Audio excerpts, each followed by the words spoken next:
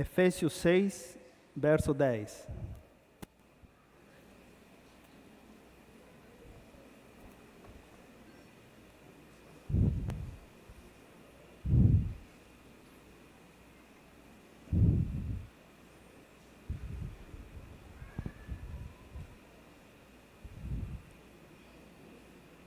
A palavra do Senhor diz assim: finalmente, sejam fortalecidos no Senhor e na força do seu poder. Vistam-se de toda a armadura de Deus para poderem ficar firmes contra as ciladas do diabo. Pois a nossa luta não é contra sangue ou carne, mas contra os poderes e as autoridades, contra os demônios deste mundo de trevas e contra as forças espirituais do mal nas regiões celestiais. Por isso, vistam-se de toda a armadura de Deus para que possam resistir no dia mau e permanecer inabaláveis depois de terem feito tudo. Assim permaneçam firmes, cingindo-se com o cinto da verdade, vestindo-se com a couraça da justiça e tendo os pés calçados com a prontidão do evangelho da paz. Além disso, usem o escudo da fé, com o qual vocês podem apagar todas as setas inflamadas do maligno. Usem o capacete da salvação e a espada do Espírito, que é a palavra de Deus. Orem no Espírito em todas as ocasiões, com toda oração e súplica. Tendo isso em mente, estejam atentos e perseverem na oração por todos os santos. Amém? Glória a Deus. No livro de Gênesis, capítulo 12, nós podemos perceber, ou quem já leu, pode ver que o Senhor chama Abraão da terra onde ele estava para uma outra terra e fala para ele que ele seria abençoado nessa nova terra. E Abraão, em obediência, ele sai da terra onde ele estava, em obediência a Deus, e vai àquela terra para a qual Deus o tem chamado. Aquela terra tem aproximadamente uns 4.000 anos de constantes conflitos, brigas, guerras, lutas e batalhas até os dias de hoje. No capítulo 15 de Gênesis, nós podemos ver a aliança abraâmica, na qual o Senhor com Abraão estabelece uma aliança, no qual ele fala que a terra onde ele está vai ser por possessão dele e da descendência dele, da linhagem dele. E posteriormente dessa linhagem ia vir aquele que ia ser o Salvador de toda a humanidade, o nosso Senhor Jesus Cristo. Então aquela aliança tem uma terra, tem uma linhagem estabelecida através da linhagem de Abraão, e tem uma promessa de um senhorio, que seria o nosso Senhor Jesus Cristo, aquele que viria e governaria e reinaria sobre toda a humanidade. Ok? E naquele momento Abraão não tinha filho. E ele já era de idade um pouco avançada, tanto ele como a esposa dele. No capítulo 16, Sara, a esposa de Abraão, começa a duvidar daquela promessa. O Senhor tinha prometido que a descendência dele ia ser numerosa, mas eles não tinham nem o primeiro filho. Então ela elabora um plano, uma estratégia, um plano da cabeça dela, um plano, aliás, era uma forma com que a maioria das pessoas daquela época levantavam descendência para si. Era que davam as escravas deles, para que os maridos tivessem filhos com elas, e pudessem levantar uma descendência e assim ter uma posteridade, não deixar morrer a sua linhagem. Então a Sara propõe isso para Abraão, e Abraão disse, aleluia, glória a Deus, né? Aceita, nem bobo, né? Maridos, nós devemos escutar sempre as nossas esposas, mas tem momentos que não dá, pelo amor de Deus. Mas Abraão aceitou essa proposta, e ele se casou, ficou com Agar, era uma escrava egípcia, e junto com ela teve um filho. E o filho de Abraão e Agar é Ismael. Nasce um filho, agora Abraão tem uma promessa de Deus, só que agora ele tem 2 esposas, e agora tem um filho. A fé deles não foi suficiente para esperar que Deus cumprisse a promessa, porque a idade parecia que estava avançando demais. Versículos mais na frente, o Senhor atende, estou correndo um pouco, atende a promessa que ele tinha feito, e Sara fica grávida. Fruto dessa gravidez vem o filho de Abraão e Sara. O nome dele é Isaac. Agora temos um problema.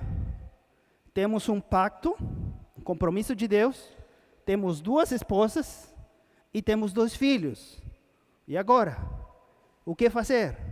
Sobre qual linhagem será que vai vir a promessa? Mas o nosso Senhor, ou Deus, escolheu Isaac, porque a promessa, o pacto tinha sido estabelecido com Abraão e a esposa Sara. No capítulo 22, nós vemos que Deus fala com Abraão: Abraão, quero que você me ofereça seu filho Isaac em sacrifício. Aquele filho que você teve na velhice, aquele filho que eu falei com você que ia servir para levantar posteridade para você e para sua esposa, quero que você suba no monte e sacrifique e ofereça ele em sacrifício para mim. Abraão pega o filho, já muito idoso, vá com o filho provavelmente tinha mais de 13 anos de idade, então para a cultura ele já era considerado um homem, né? Assim como agora a partir dos 18 nós consideramos já um homem, naquela época a partir dos 13 anos já era considerado um homem, responsável pelos seus atos. Então ele coloca os lenhos do sacrifício sobre os ombros de Isaac, e eles vão para o monte, o lugar onde Abraão ia oferecer em sacrifício. Coloca Isaac no altar, e ele pega a adaga com a qual ia ofertar o sacrifício dele para Deus. E Hebreus nos fala que Abraão ainda nesse momento acreditava que Deus poderia levantar o filho dos mortos, e ele ia sacrificar o filho, e Deus enviou um anjo para falar: espera, não faça isso, porque o Senhor sabe o seu coração e que você estava disposto a ofertar aquilo que era muito valioso para você. E não deixa ele sacrificar o filho da promessa. Naquele mesmo monte, anos mais na frente, o templo construído por Salomão é levantado. E alguns anos mais na frente, o nosso Senhor Jesus Cristo carregou o madeiro, assim como Isaac, por vontade própria, para ser ofertado como sacrifício por mim e por você na cruz do Calvário. E ele foi sacrificado pelo próprio Pai, Deus dos céus, em oferta para perdão e remissão dos nossos pecados. E é através dele que nós podemos ter a salvação com a qual nós contamos hoje. Amém? 600 anos, um pouquinho mais na frente daquele sacrifício de Jesus, um anjo aparece para Maomé e fala para ele que traz umas boas novas. Mas em Gálatas capítulo 1 fala que se até um anjo vier dos céus com um evangelho diferente daquele que nós temos recebido, ele tem que ser considerado o quê? Anátema, ou amaldiçoado, ou maldição. Então, aquele anjo que veio para Maomé trazer aquelas boas novas, provavelmente era um anjo caído. E ele traz uma mensagem para Maomé com o qual ele cria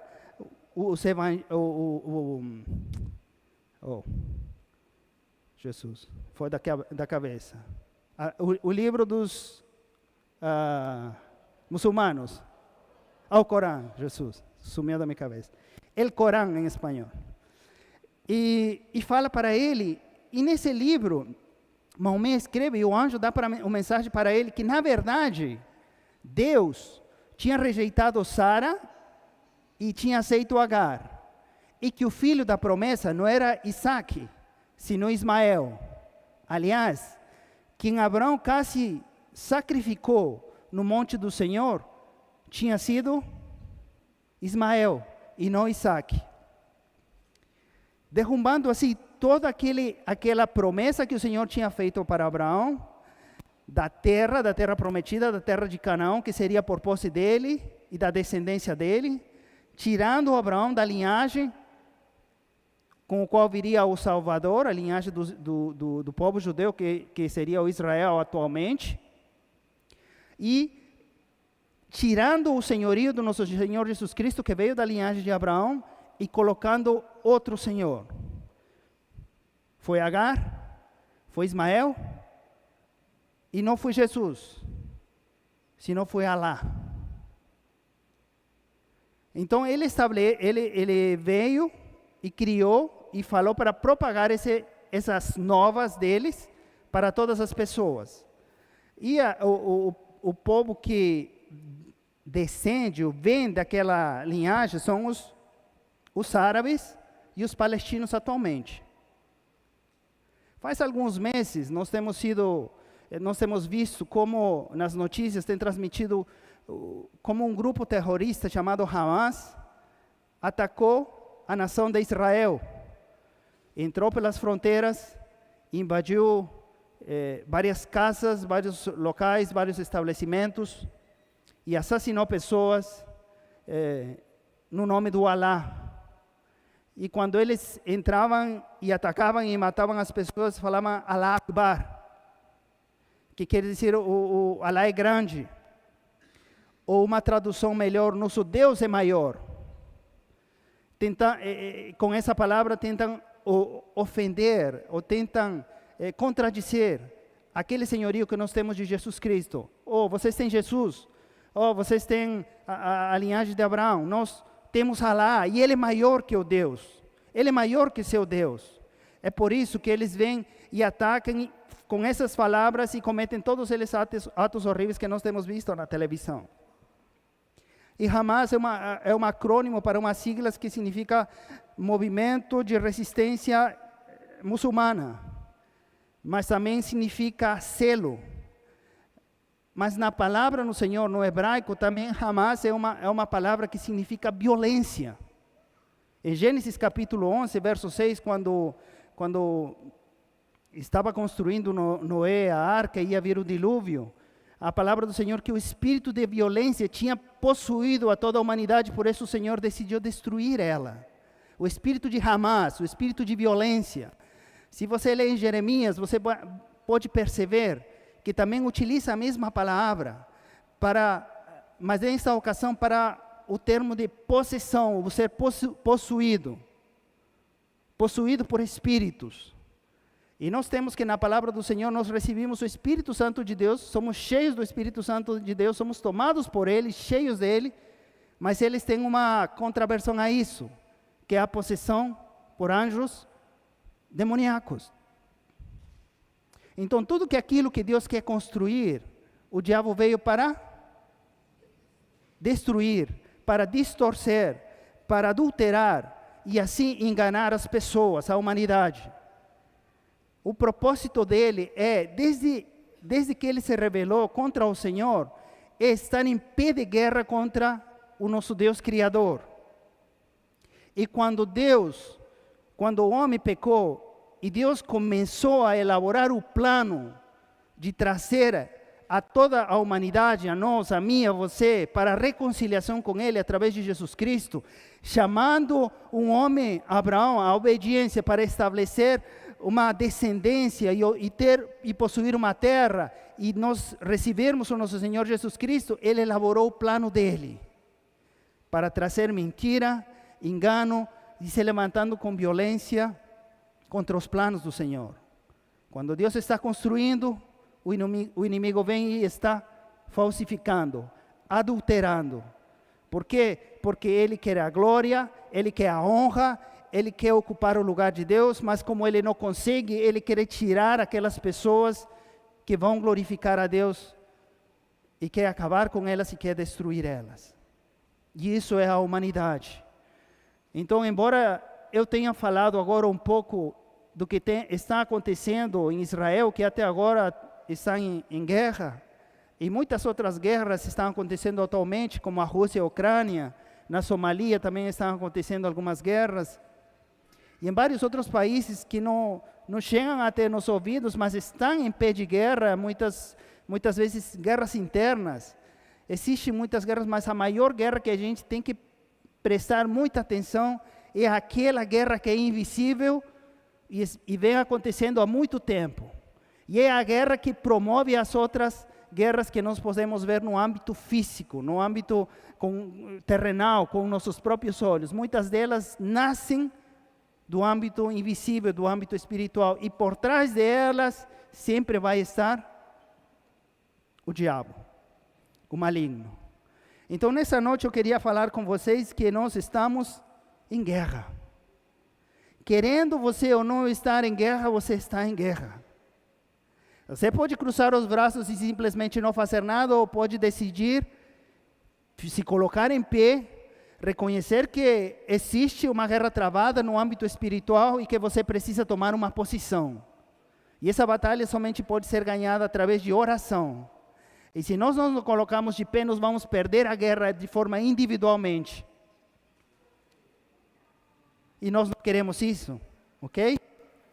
E esses versículos que nós temos lido agora, mostram aquilo que Deus tem deixado para nós como seus filhos, para nós batalharmos essas guerras, para nós nos posicionar.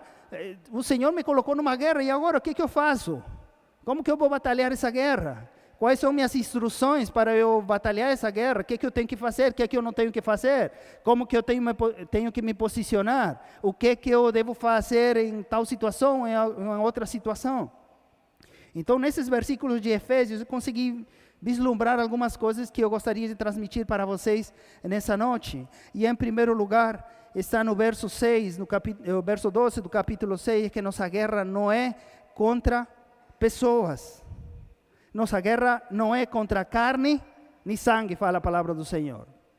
Nossa guerra não é contra, quando fala carne e sangue, está se referindo aqui a pessoas.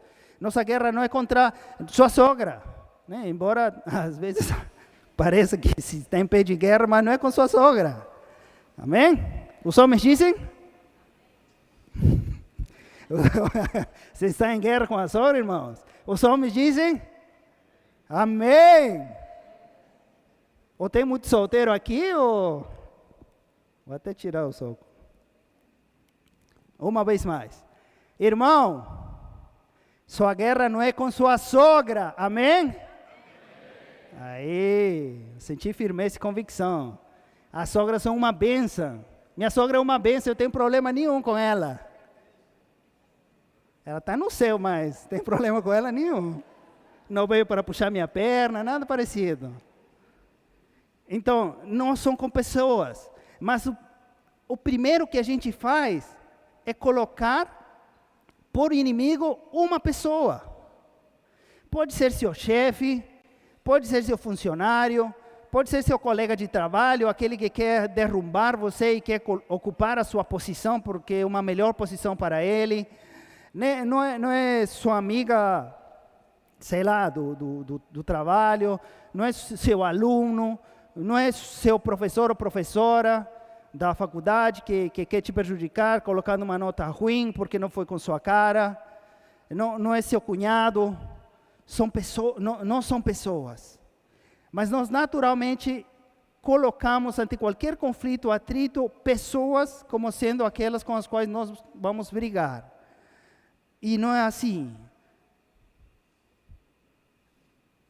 A palavra do Senhor nos fala que nós devemos amar o nosso próximo.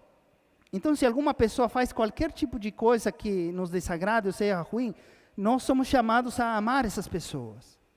E sabe, o mais triste é que muitas vezes essas pessoas com que estamos em pé de guerra são pessoas dentro da igreja. Eu sei que aqui não passa nem acontece essas coisas. Eu estou me baseando no Peru, meu país, as igrejas do Peru que eu conheço. Aqui não deve estar acontecendo isso, não é? Aqui não acontece isso, que um irmão briga com outro irmão, que um irmão se levanta contra outro irmão, que um irmão tem ciúme do outro irmão, que o irmão tem inveja do outro irmão, que o irmão tem atrito com outro irmão por algum cargo ou posição ministerial. Isso não acontece aqui, não é? Não acontece. Mas acontece em muitos lugares. E o apóstolo Paulo, em Coríntios, ele escreve para as igrejas, porque ainda, em 1 Coríntios 3,3 fala, porque ainda são carnais, porque visto que há inveja e divisão entre vocês, não estão sendo carnais, agindo como mundanos? E isso é uma advertência muito séria e muito triste para o povo de Deus. Porque se você coloca alguém de dentro da igreja como seu inimigo, você está perdendo um aliado que poderia ajudar a conquistar o reino de Deus. Você está desperdiçando tempo, energia e paz no seu coração quando você faz isso. Nós somos irmãos em Cristo. E embora por nosso sangue corra, por nossas veias corra um sangue diferente, o sangue de Cristo corre pelos nossos espíritos de esquerda a direita e de frente para trás. Todos aqueles que estão aqui pertencemos ao mesmo sangue, o sangue de Cristo. Fomos lavados pelo mesmo sangue, o sangue de Cristo. E eu sou irmão de você, e você é minha irmã. E eu tenho que amar e cuidar você, porque você vale o sangue de Cristo. Amém? Muito legal são os militares quando eles fazem treinamento. Uma consigna entre os militares quando eles vão para a guerra é que o companheiro, o soldado com que ele vai para a guerra, se ele sofrer algum ferimento, a consigna é: está respirando, carrega nos ombros e volta com ele para o acampamento. Não deixa ele para trás. Ele estava caminhando, pisou uma mina, explodiu, perdeu as pernas, está sem as pernas estão destruídas.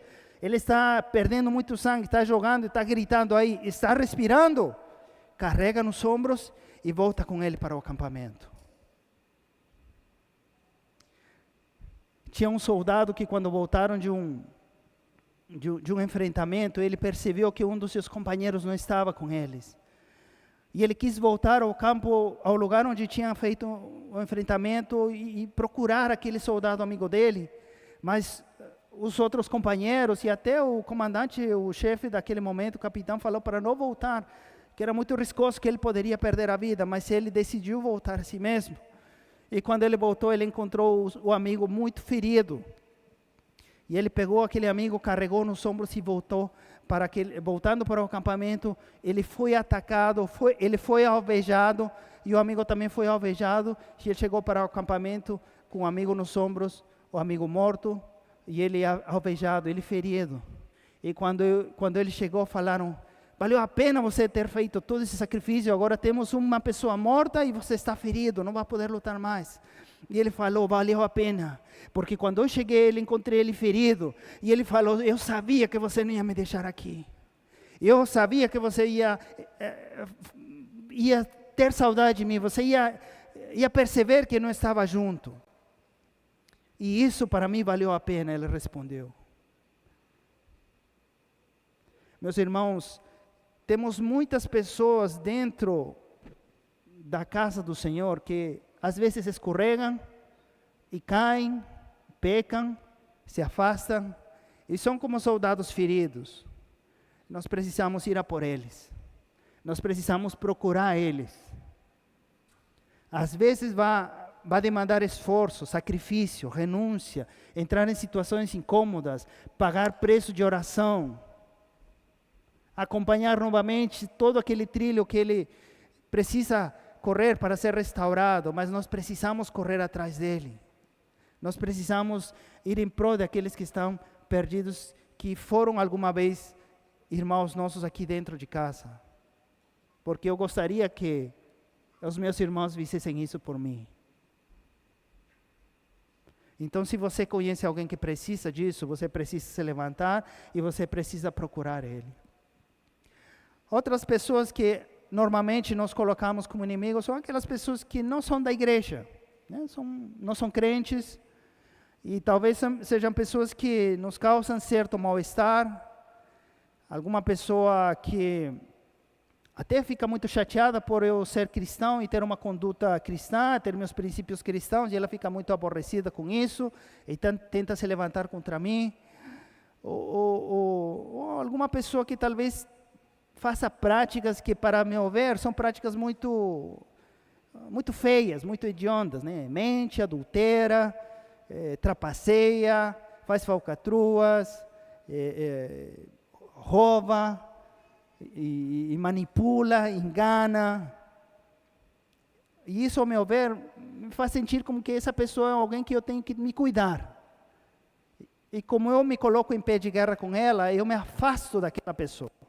E fazendo isso, eu perco a oportunidade de ser sal e luz na vida dessa pessoa. Então, algo que alguma vez eu perguntei para vocês: quantos amigos homossexuais você tem? Quantos amigos travestis? Quantos amigos alcoólatras você tem?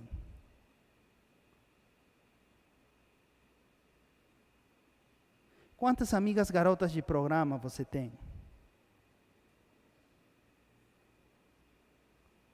Naturalmente, a gente procura se afastar de pessoas que estão em esse tipo de práticas, não é verdade? Não é verdade? Mas o modelo de Jesus, o que ele fez quando ele esteve aqui na terra, ele almoçava com publicanos e pecadores. Se autoconvidava a entrar na casa de aquele que recaudava impostos e mentia. Ele se deixou lavar os pés por uma garota de programa. Ele estava em lugares onde os religiosos daquela época consideravam sacrílego. Ele encostava aquelas pessoas que eram doentes de enfermidades que eram consideradas imundas pelo povo de Israel. Então, o modelo de Jesus, essas pessoas precisam de luz. E se eu me afasto, e se eu estou em pé de guerra contra essas pessoas, elas não vão ter a oportunidade de conhecer Deus, de saber que há um Deus que os ama apesar do pecado que elas estão cometendo e que Ele quer restaurar a vida dessas pessoas. Nós confundimos muito facilmente a expressão, Deus me ama, por isso Ele enviou Jesus para morrer por mim.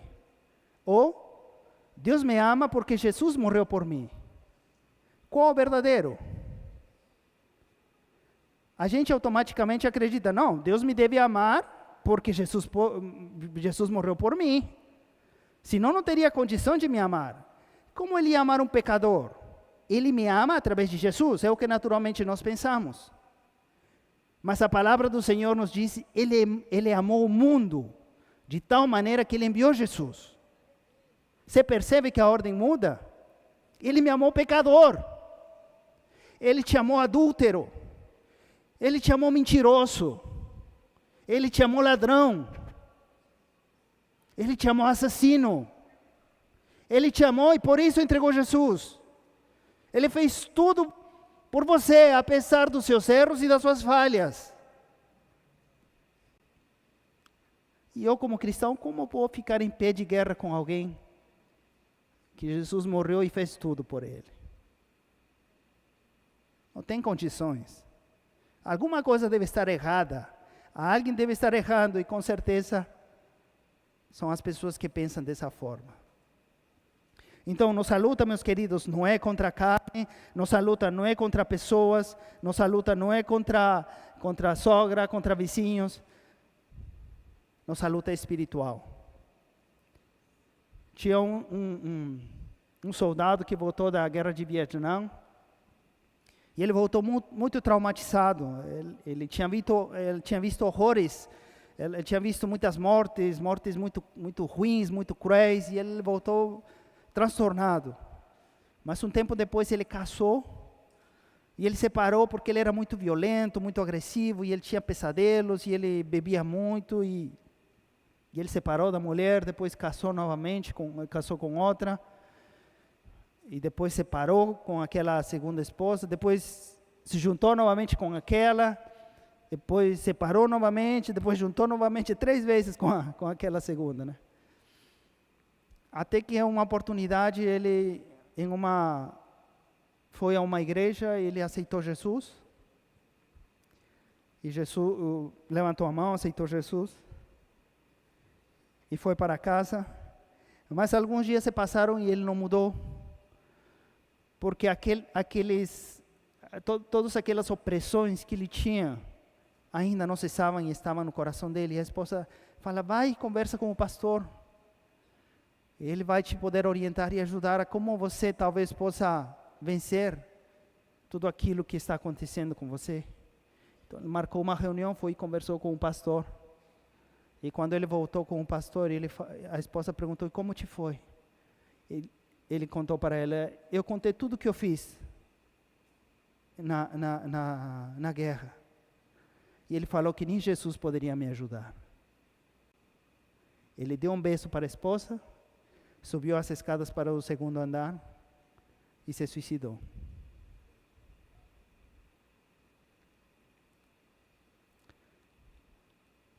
Meus queridos, algo que nós devemos sempre nos cuidar de sermos religiosos. Porque na medida que nós vamos caminhando com Deus, ou temos tempo de vida cristã, não falo caminhando com Deus, à medida que nos volvemos mais velhos na igreja, muitas vezes nos vamos enchendo de religiosidade. E aprendemos coisas, não que os pastores nos ensinam, sino que a religiosidade nos ensina. E endurecemos nosso coração, ao ponto de termos, em lugar de construir pontes para que as pessoas cheguem a Jesus, construímos muralhas com as quais eles batem a cara e se frustram. Deus tenha misericórdia de nós. Talvez aquele pastor nunca tenha sabido o que ele ocasionou.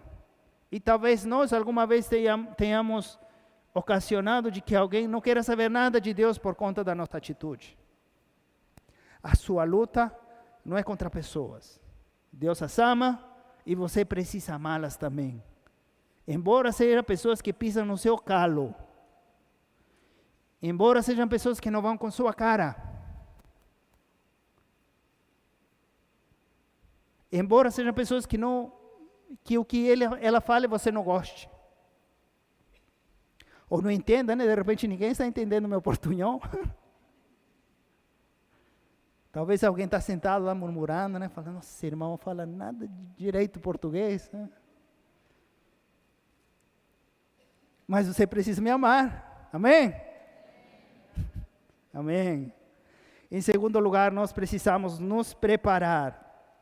Uma chave importante para essa preparação é o conhecimento da palavra do Senhor. João 8,32 fala, e conhecereis a verdade vos libertará. Amém? E esse livramento, e a gente prega isso, conhecereis Jesus e Ele vai te libertar. Mas não fica aí. À medida que nós vamos conhecendo mais a palavra do Senhor, vão sendo libertos nossa vida, nossa mente, nosso ser de sofismas, de pensamentos, de paradigmas que talvez tenham sido construídos no decorrer da nossa vida, dos anos, ou pelos traumas que nós tenhamos sofrido. Ela vai nos libertando, ela vai abrindo os nossos olhos, ela nos vai ensinando, e nós vamos aprendendo muitas e muitas mais coisas no Senhor. Então nós precisamos nos preparar, nós precisamos aprender. Quantos já viram o MasterChef? Todos, legal. Então, antes do MasterChef, quando você era convidado para comer uma comida, o que você falava? Está gostoso. Ou você não falava, está ruim, mas dentro de você, né? Gostoso ou ruim? Eram só duas expressões que a gente falava da comida. Mas depois do MasterChef, o que você percebe das pessoas quando falam de comida? Já escutou alguém? Essa comida tem personalidade. É? Já escutou? Eu bato minha cabeça na parede, como é uma comida com personalidade. Mas alguém escutou no MasterChef, agora a comida tem personalidade. Ou essa comida tem suculência. Né? É suculento. Ele tem um leve grau de acidez, com um adocicado. Ou como eu brinco com Fabrícia, essa comida tem crocância, eu falo com ela. Então, o conhecimento abre os nossos olhos para aquilo que antes nós não percebíamos. Né? Antes era bom ou ruim. Agora tem personalidade, é suculento, né? Tem crocância, tem acidez, tem frescor, tem corpo. Né? A gente aprendeu muitas coisas em relação à comida com o MasterChef. Então, nós precisamos nos preparar e aprender. Os militares, antes de ir para uma guerra, eles passam por um treinamento. Eles não são enviados por enviar. Eles passam por um treinamento, tem um treinamento de meses ou anos, nos quais eles são colocados em condições muito adversas, nas quais eles aprendem a que o corpo físico dele tem que resistir cada uma dessas situações nas quais eles são colocados, empurrados a colocar. Eles têm que aprender táticas de guerra, estratégias de guerra, eles têm que aprender como manusear uma arma, uma pistola, eles têm que aprender como manusear uma adaga, como manusear um rifle, eles têm que aprender que não todo lugar pode ser pisado, que tem lugares onde podem ter minas, então eles têm que andar com cuidado, eles têm que aprender a andar na mata fechada, eles têm que andar em lugares desérticos. Que plantas ele pode comer, que plantas pode servir para se alimentar, quais plantas podem ser venenosas, como sobreviver no deserto, sem água. O que eu posso fazer? Não tem água, não tem chuvas, como soldado posso sobreviver nesse deserto? Então eles aprendem muitas estratégias e têm muito conhecimento de sobrevivência, no gelo, no inverno. Então eles aprendem porque senão, no primeiro dia eles morrem, não vão conseguir. Não vão conseguir, porque eles não sabem, eles vão pegar um fruto aí, ai que delícia, estou com fome, vai comer e vai morrer, porque é um fruto venenoso que não poderia ter comido. O primeiro passo que der, vai pisar uma mina e vai explodir. Então os soldados passam um rigoroso treinamento para eles poderem ir para a batalha. E nós como soldados de Cristo também precisamos nos preparar. Lembra, estamos em uma guerra, querendo ou não, você está sendo partícipe dela. Não é carnal, não é física, é uma guerra espiritual. E você precisa se preparar. Você é um soldado de Cristo e precisa se treinar. Você precisa conhecer a palavra do Senhor. Você precisa conhecer tudo aquilo que Deus colocou na palavra como ferramenta para você se defender ante as ciladas do maligno.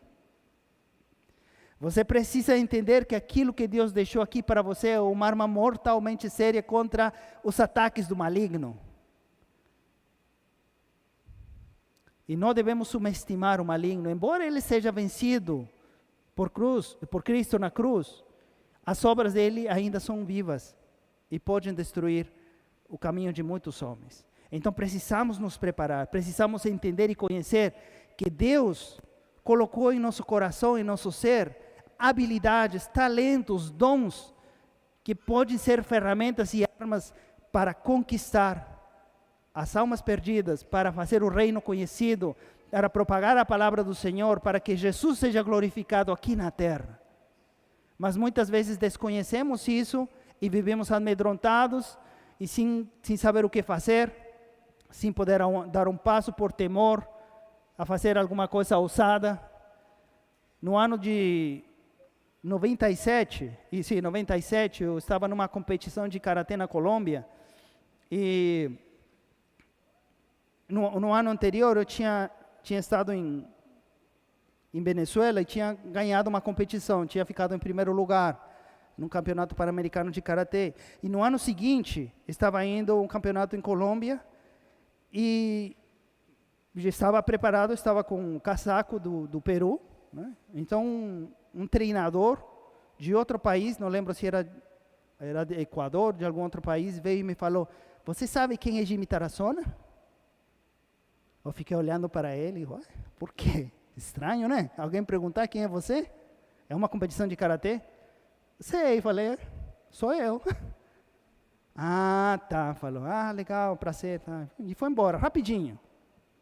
Depois estava lá com um grupo conversando, e eu conversei com um amigo meu, estranho, o treinador perguntou quem era eu, e ele falou qual? Ah, tá, o que acontece é que você vai lutar a sua primeira luta com um dos alunos dele.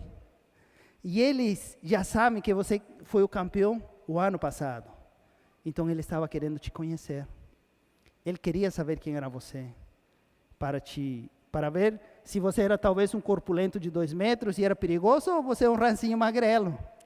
Mas ele queria saber quem era o campeão do ano passado. Meus queridos, você é um campeão nas mãos do Senhor. Amém? Ele colocou dons, talentos e uma coroa de vitória em você. E talvez você não saiba, mas na palavra do Senhor está e diz que você é. E se você não conhece o que a palavra diz de você, você vai caminhar como um perdedor. Mas se você sabe o que a palavra do Senhor diz de você, você vai caminhar peitinho de paloma, né? De pomba, né? Sim. Mas não pelas suas habilidades ou pela sua força, senão porque Deus pode fazer muita coisa através da sua vida. Porque Ele te cobre com o seu sangue. Amém? Então, depois que Ele perguntou isso, eu fiquei sabendo disso e comecei a caminhar assim.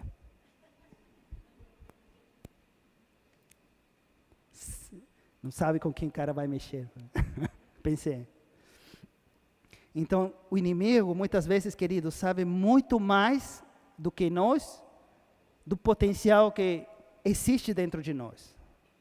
Então, para eu conhecer o potencial que tem dentro de mim, eu preciso ler a palavra do Senhor, eu preciso me preparar, eu preciso saber quais armas o Senhor tem colocado para mim, para poder vencer, para poder ter a vitória. Eu preciso mergulhar na palavra do Senhor. Eu não posso simplesmente ler um versículo por dia. Eu não preciso simplesmente abrir a Bíblia quando eu estou aqui no culto, ou quando acontece a célula. Tem que ser uma prática diária e constante. Você tem que estar preparado no conhecimento, na palavra do Senhor, porque aí estão as suas armas, aí estão as suas ferramentas, aí está a sua armadura, e você precisa saber e conhecer e saber usá-las.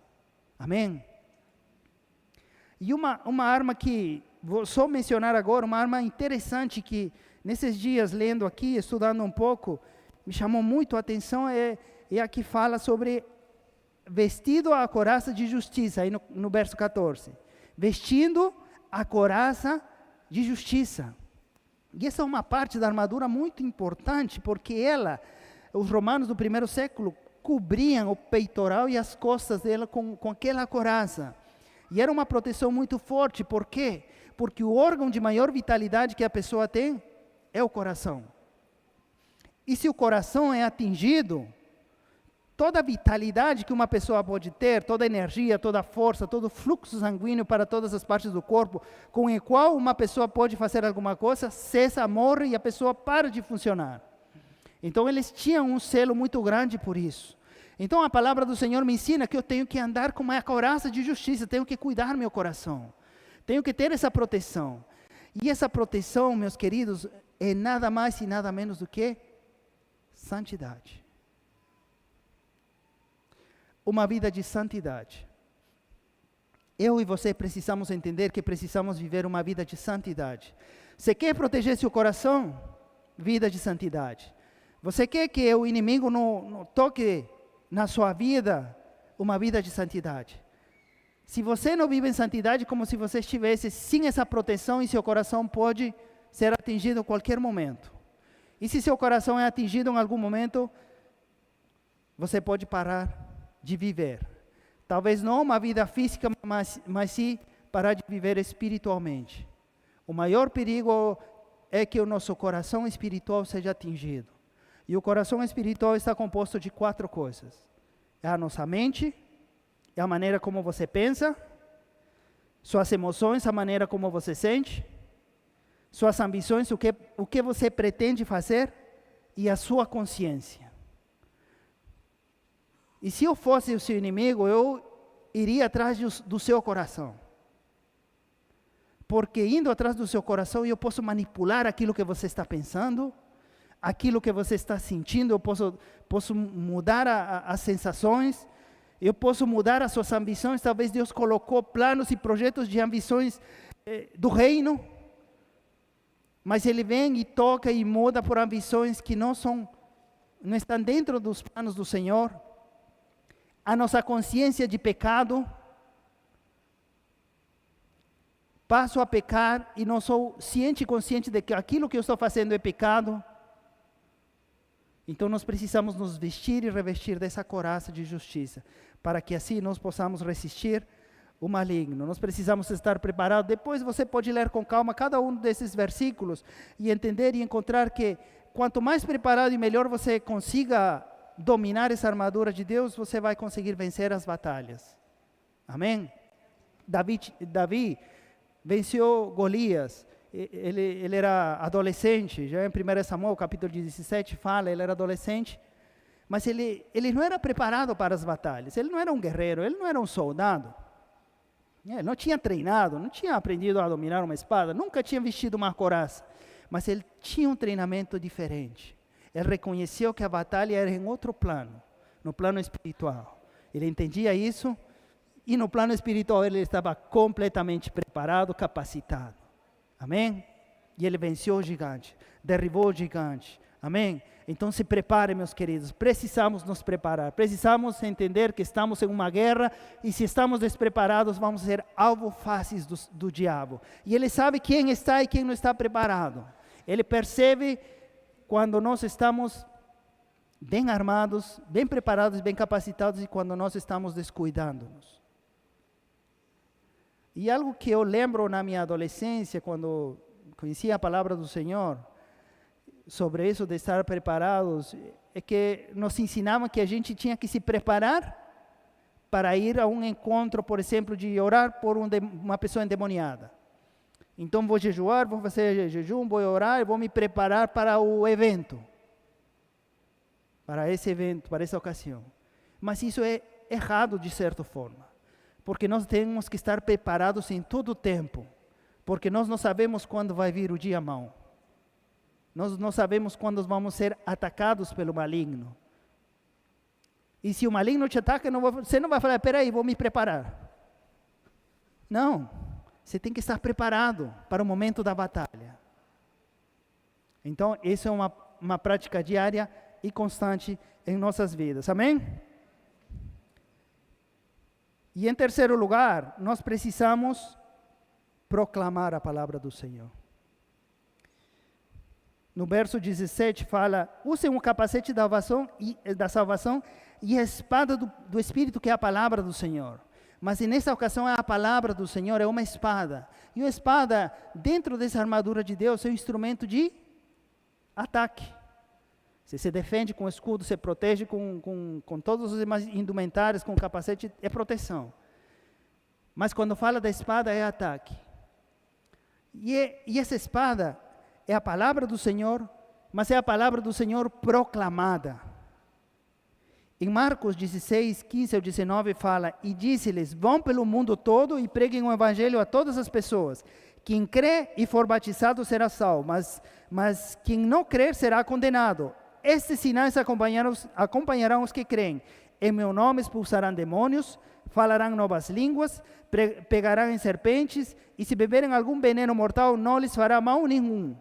Imporão as mãos sobre os doentes, e estes ficarão curados. Depois de lhes ter falado, o Senhor Jesus foi elevado ao céu, e assentou-se à direita de Deus. Então nós temos uma comissão, nós temos um mandado do Senhor de ir e pregar a palavra do Senhor. E uma das armas que o apóstolo Paulo narra em Efésios é a palavra pregada, a proclamação da palavra do Senhor. Então nós precisamos proclamar a palavra do Senhor. Em tempos bons, em tempos ruins. Em situações tranquilas, em situações adversas e em momentos de guerra. Na época da Segunda Guerra Mundial, Hitler teve a ideia de trabalhar com os jovens. Desde pequenos ele treinava os jovens e adoctrinava no pensamento nazista. Então aqueles jovens na adolescência, eles entravam para a juventude hitleriana, no qual os jovens adolescentes eles iam e eles recebiam treinamento físico, com atividades físicas, mas também existia um adoctrinamento no pensamento hitleriano, na doutrina nazista. E muitos deles eram tão treinados e adoutrinados que eles eram capazes até de entregar os próprios pais, se em casa falassem alguma coisa contra o regime nazista. Só que naquela época tinha uma moça chamada Sophia Scholl, uma moça de 14 anos, de pais luteranos. Ela começou a perceber que todos esses ensinamentos eram contrários ao que ela tinha aprendido dos pais e na palavra do Senhor. Não é possível que exista uma raça superior e uma raça inferior. Não é possível que o regime nazista fale que eu tenha que matar os judeus e privilegiar alguma outra raça por se considerar superior. A palavra do Senhor me ensina que eu tenho que amar o meu próximo. Como é possível que eu esteja aprendendo todas essas coisas e essas coisas sejam boas? Então ela largou aquela comunidade de juventude hitleriana e voltou para casa. Alguns anos mais na frente, com 17, 18 anos de idade, ela foi para a faculdade em Munique. E ela começou a ver mais de perto os horrores que o regime nazista fazia e cometia contra muitas famílias judias. E ela começou a ficar muito triste e falou: alguma coisa tem que ser feita. Alguma coisa temos que fazer, porque não é possível que nós vejamos todo esse horror e nós, como cristãos, não façamos nada. E ela começou a escrever cartas. Escrevia cartas contra o regime nazista. E falava todas as atrocidades que eles cometiam, e muitos talvez não tinham conhecimento, ou tinham um conhecimento parcial. E ela começava a escrever tudo isso. Torturas, mortes, câmara de gás, pessoas presas, pessoas guilhotinadas, pessoas fuziladas. E começava a escrever da injustiça, o que Deus ensina, como deveria ser a humanidade, por que o regime nazista é ruim. E ela escrevia cartas e ela distribuía com um grupo de jovens. Eles pintavam nas paredes, nas ruas de noite, escondidos, frases contra as maldades que o regime cometia. Eles escreveram 4 ou 5 cartas e espalharam por muitos lugares, noites inteiras escrevendo naquelas máquinas antigas de escrever. Os jovens agora não devem saber, né, que só conhecem de celular, né? Aquelas máquinas que... Então eles viravam as noites escrevendo, faziam cópias e iam aos lugares, os lugares onde o trem passava, onde estavam os ônibus, e repartiam e deixavam aí para as pessoas abrirem a porta e verem e conhecerem um pouco das atrocidades que o regime nazista estava cometendo. Para aquele momento, eles se autodenominaram a Rosa Branca. E a Gestapo, que era o centro de inteligência do regime nazista, ficou muito preocupado por essa propaganda. Falou: quem está fazendo essa propaganda? Temos pessoas infiltradas, temos inimigos, pessoas inimigas nossas, não sei, ingleses, franceses, estão entrando aqui, distribuindo esse tipo de informações contrárias a nós. Então eles começaram uma grande caçada para tratar de encontrar quem eram aquelas pessoas e deter e matar aquelas pessoas. Até que em uma oportunidade, esses meninos que estavam distribuindo, e aquela Sophie Scholl que distribuía e escrevia aquelas cartas, naquela época tinha 21 anos de idade, na faculdade de Munique, no último andar, ela deixou cair aquele monte de folhetos, aquele último monte de folhetos que eles iam distribuir. E eles caíram, e muitas pessoas viram, mas conseguiram descobrir quem ela era e prenderam ela.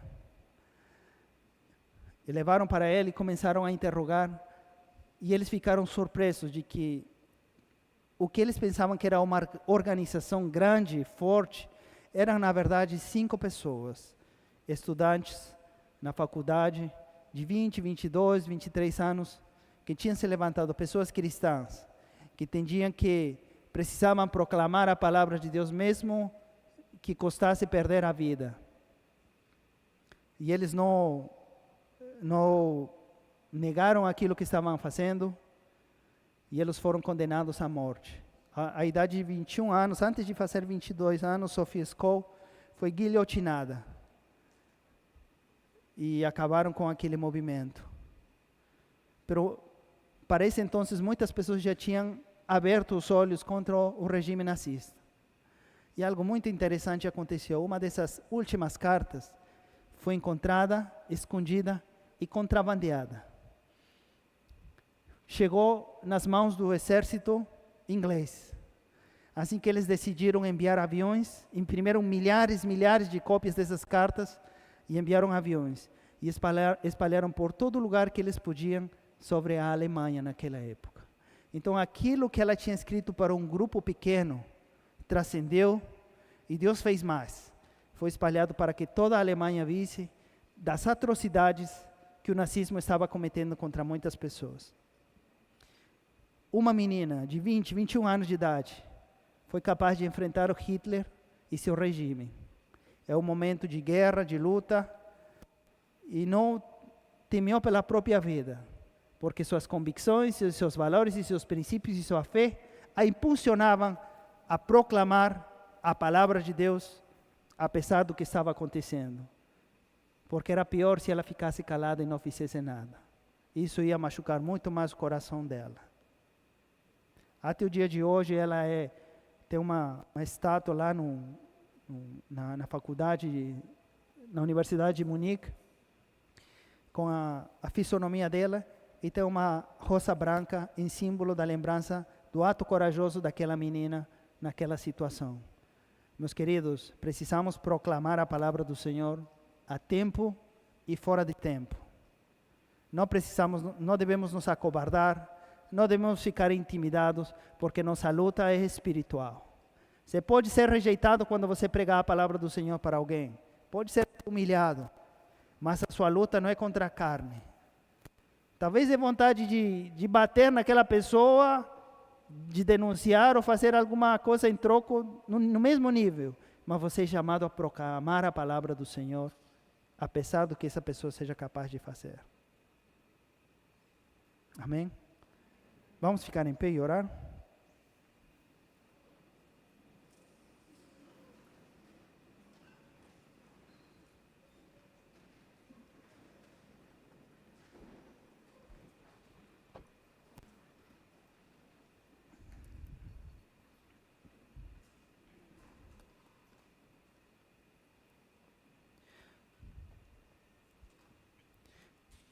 Pai, muito obrigado por essa noite, essa palavra, esse encorajamento, Deus.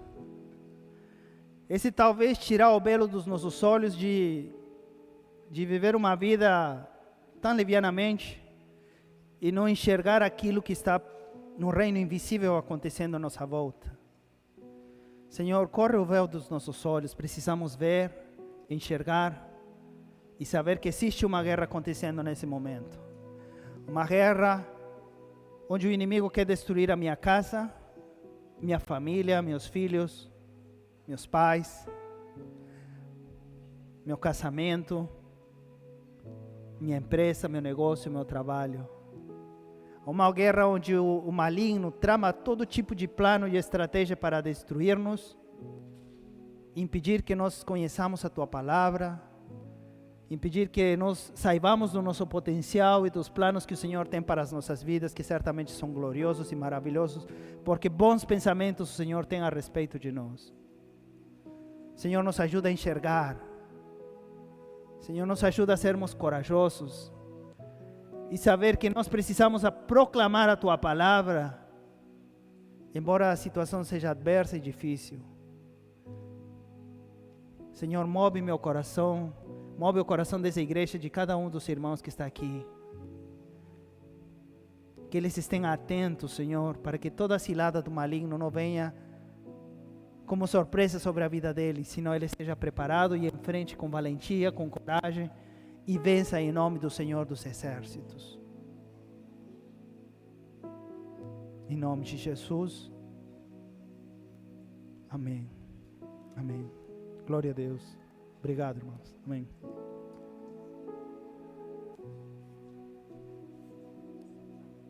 Pode sentar.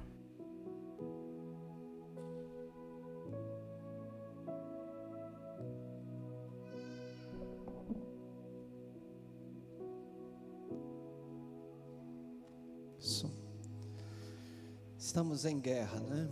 Palavra que foi ministrada, e a gente precisa ter de verdade um coração consciente que não existe zona neutra, não existe o muro. A gente costuma dizer isso tantas vezes. Ou a gente está lutando pelo Senhor, ou a gente está lutando contra o Senhor, está do lado errado.